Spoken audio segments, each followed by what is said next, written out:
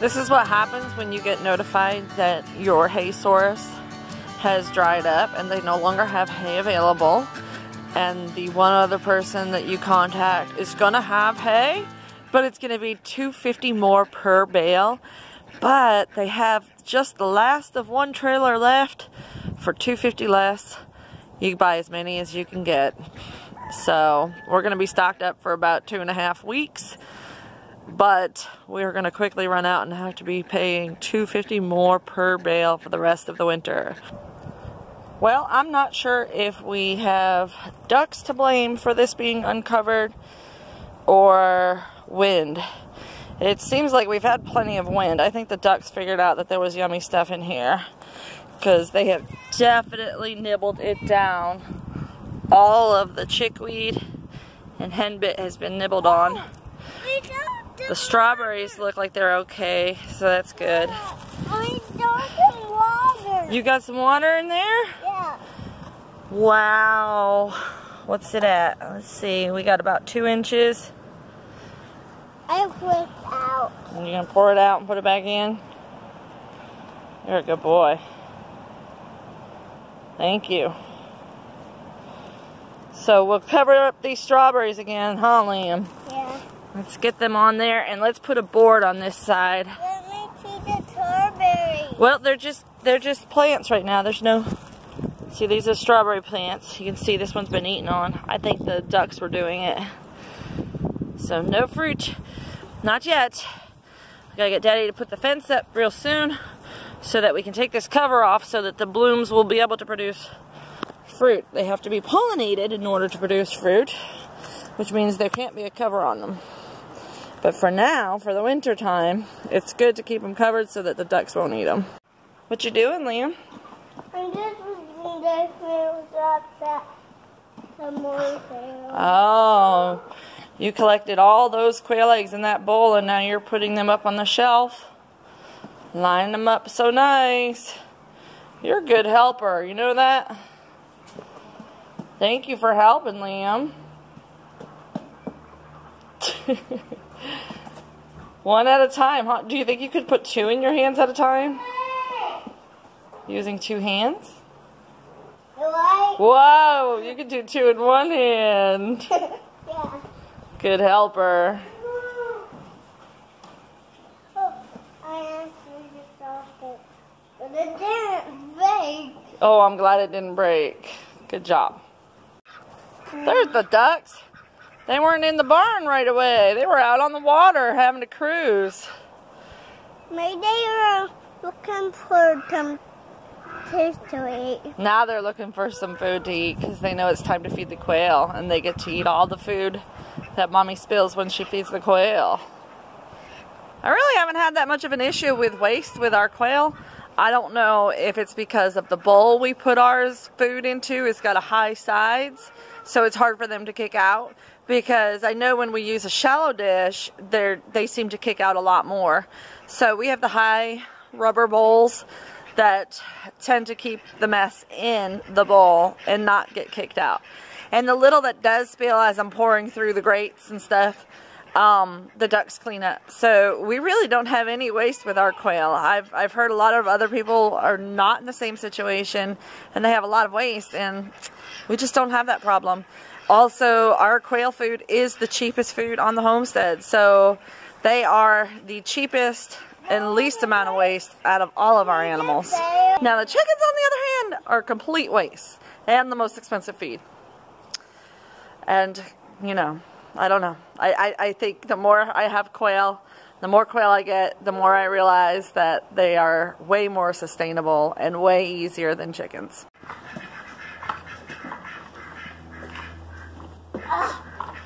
Careful. We need to get you a helmet, huh?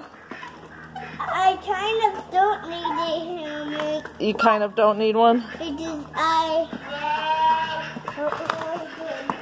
See the ducks cleaning up the quail under the quail cages? They're really, really smart ducks. Y'all, I kid you not. It was just 20 degrees here. Freezing cold polar vortex temperatures. It's almost 70. I feel like a little silly wearing my padded coveralls and my ear bandana, but I thought it was going to be cold when I came out.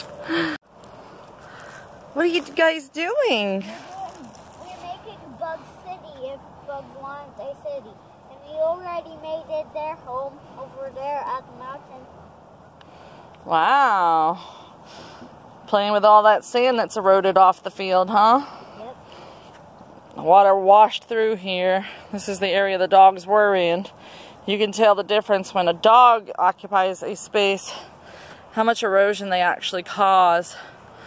If you look, see this sand that's eroded off the hillside from the area where they tore up the ground. So we'll have to move the dogs more often to prevent that kind of damage on our property. This pasture has taken a lot of work to get to the health that it's in now. It was in pretty sad shape before we brought the goats here. Speaking of goats, I guess I better let the rest of them out. I let the new girls out, and I just had to check on the boys. Got to get all of our retired tractors over to the other side of the barn for repair or retirement or repurpose for another use. Might do some meat birds. We'll see.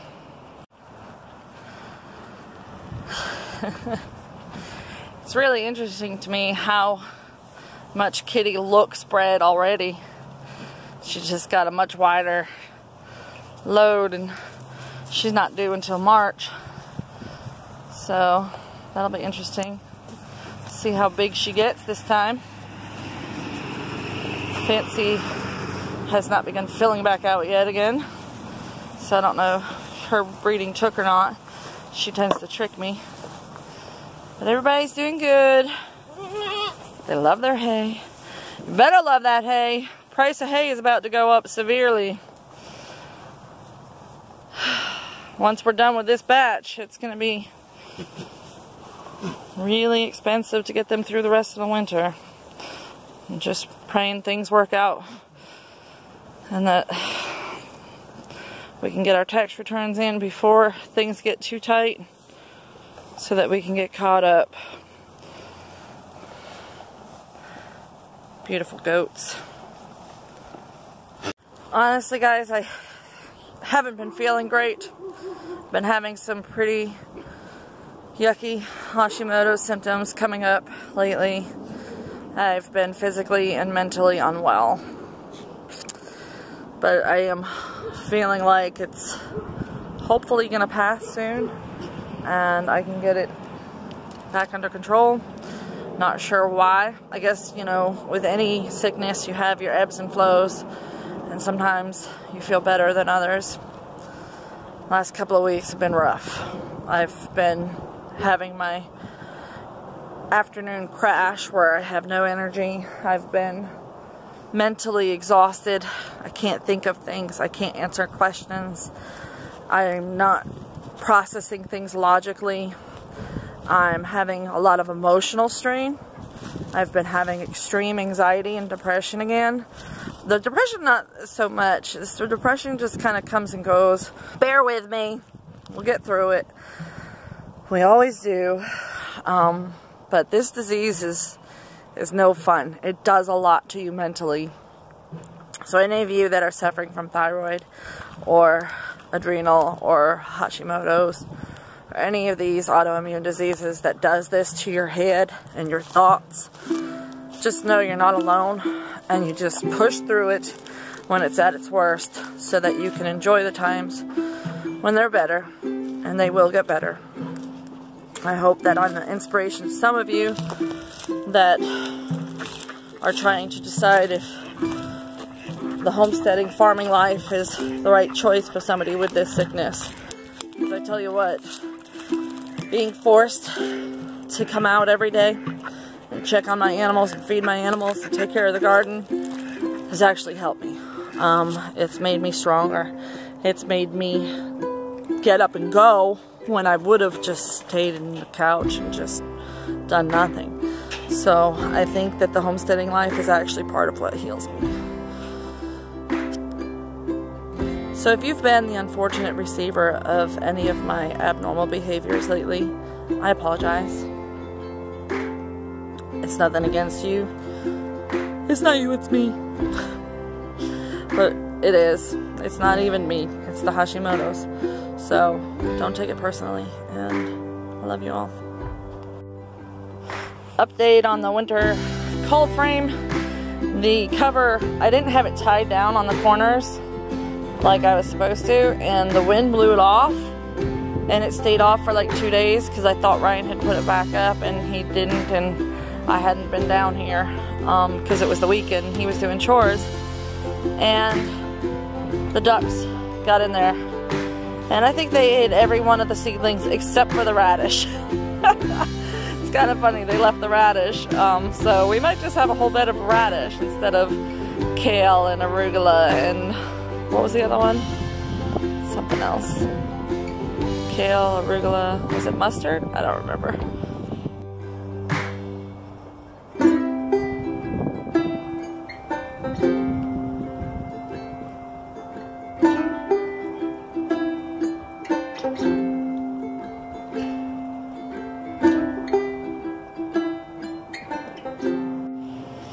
This mud and standing water has made it impossible for me to get out here and do anything else. I really want to get the weed dragging over all that creeping Charlie. I've got Ryan's list to go through and clean this whole area up. We're going to run the fence from the corner of the barn out past this black willow just a little bit to enclose it, and then coming along this shrub line here, and then wherever, however far that gets. That's a 100-foot fence, so however far that gets us that way. And then from wherever that metal fence ends, we'll begin the plastic deer net, and it will come the rest of the way around the front of the garden, leaving an opening for us to get in and out. So I'm hoping to remove all these pots and holding area that I used to use and put in a cold frame there for hardening off plants. And then on this side of the elderberry, so this elderberry will stay, everything around it will be gone, but the elderberry will stay. And then right here we'll plant the sunchokes that I still have in my fridge waiting to be planted. So that leaves us with 2 asparagus beds that need to be finished, one that's done, our sugar cane bed. This bed has nothing in it, so it'll probably be the very first things I plant in the spring, whether that'll be greens or roots, depends, whatever I get started on. And then the rest of this bed will probably be also early spring stuff. Then we have the fruit bed and the garlic bed. So the next couple of beds we work on will probably be tomatoes, and then all the other stuff. Pepper, squash, everything. There'll be so much stuff out here, and I'm thinking that we might do some beds up there where the mulch is. After we move the mulch to the garden, spread out whatever's left and just kind of plant right into it for corn and peanuts and maybe okra, but we'll see. It's got a lot to go, a lot of ways to go to get to where we want to be. And unfortunately, with me feeling like this, it's harder for me to get things done. So I haven't been able to film the next video for the gardening series yet, and I haven't been able to start my seedlings that I need to start and film that. So those 2 videos are going to be very soon, and as soon as I can get them out, I will. I don't know if Ryan showed these to you in the other video. I think he did, but he just briefly mentioned we've got these shelves that we're going to be able to use for wrapping them in poly and getting our seedlings hardened off outside. So that'll be super good.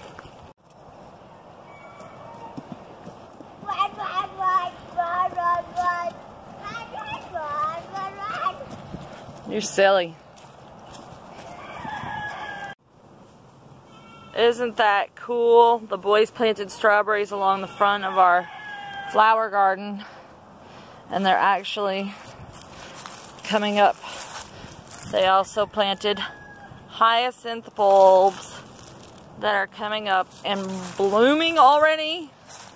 This Georgia weather has been insane. Look at that. I want to give a big thank you to the people who have made some purchases on our Amazon wish list and that have been using our Amazon link. We have noticed a significant increase in those things, and it's really blessed us. So thank you so much. Please continue using our Amazon link. It doesn't charge you anything, and you can help support our family in that way. Okay, say it. Bye! Alright, do you want to say the other thing? You know, Thank you. thanks for watching. You know the drill. We'll see you next time on Wholesome Roots. See you next time on Wholesome Roots. Bye. Bye. Bye.